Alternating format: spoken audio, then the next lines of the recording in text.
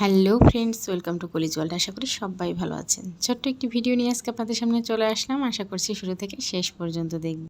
আজকে সকাল সকাল চলে এসেছি রান্নাঘরে। তো আজকে রান্না করব ইলিশ মাছ। অনেক কিছুই রান্না করার চিন্তা ভাবনা ছিল, কিন্তু চিন্তা করলাম যে থাক, পরে অবশেষে আবার চিন্তাটা পাল্টালাম। তো যাই হোক, আমি এখানে পটল কেটে নিয়েছি। আলু আর পটল দিয়ে ইলিশ মাছ রান্না করব। তো শুনে তো সুজিত বাবু বললেন যে পটল দিয়ে ইলিশ মাছ এটা আবার কেমন লাগবে, কিন্তু তারপরে আমি আবার বললাম যে তুমি খেয়ে দেখো, কারণ পটল কিন্তু সব তরকারিতে যায় না, মানে সব তরকারিতে পটলটা ভালো লাগে না, এই আর কি। তবে ইলিশ মাছ যেহেতু আছে, মাছের রাজা ইলিশ, তো যে কোনো কিছু দিয়ে রান্না করলে আমার মনে হয় খুব ভালো লাগে এটা খেতে। তো যাই হোক, দেখা যাক রান্না করি কেমন হয়। ইলিশ মাছ আমি ভেজে নিলাম। এখন কড়াইতে তেল দিয়ে দিয়েছি, ওই তেলের মধ্যে আরেকটু তেল অ্যাড করে দিয়েছি, আর তার মধ্যে দিয়ে দিলাম জিরে ফোড়ন দিয়ে আলু আর পটলও আমি দিয়ে দিয়েছি, আর এখন দিয়ে দিচ্ছি লবণ, হলুদ, মরিচ, ধনিয়া গুঁড়ো। তো সব গুঁড়ো মশলা দিয়ে দিলাম। জিরে গুঁড়োটা আমি লাস্টে দেবো, ভাজা জিরে গুঁড়ো দিব, সেজন্য সেটা লাস্টে দিব। তো যাই হোক, ভালোভাবে কষিয়ে নিচ্ছি। একটু জল দেবো, একটু জল দিয়ে কষালে হয় কি যে মশলাটা পুড়ে যায় না। তো যাই হোক, এখন আমি ভালো করে কষিয়ে নেব। এর মধ্যে দিয়ে দেবো একটু কাঁচামরিচ। তো কাঁচামরিচ দিলে ফ্লেভারটা কিন্তু খুব সুন্দর আসে। লাস্টেও দিই অনেক সময়, কিন্তু আজকে মনে হলো এখনই দিই। তো যাই হোক, কিছুক্ষণ নেড়ে চেড়ে এখন দিয়ে দিলাম হচ্ছে ঝোলের জন্য জল। তো এই তো কিছুক্ষণ ফুটে আসলেই দিয়ে দিব মাছ। তো এখন দিয়ে দিব জিরে গুঁড়ো দিয়ে দেওয়ার পরে এখন দিয়ে দিব হচ্ছে এর মধ্যে মাছ। তো মাছগুলো আমি এক এক করে দিয়ে দিচ্ছি।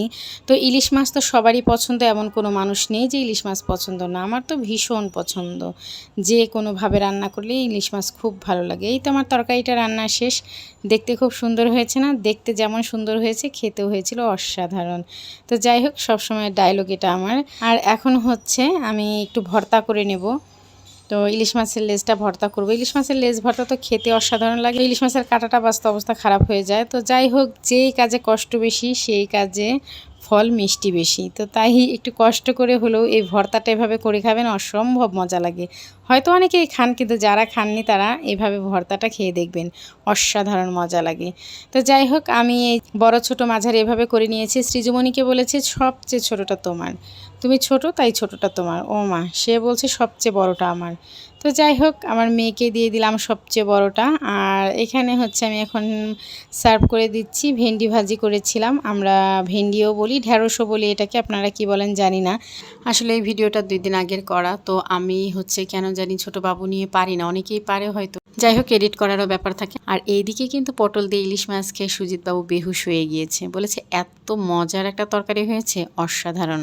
তো যাই হোক, এখন দিয়ে দিলাম হচ্ছে একটু সালাদের জন্য টমেটো, লেবু দিয়ে দিয়েছি। এই তো আমার রান্না বান্না কমপ্লিট, খাবার পরিবেশন করে ফেলেছি। কেমন হয়েছে বলবেন। ভালো থাকবেন সবাই।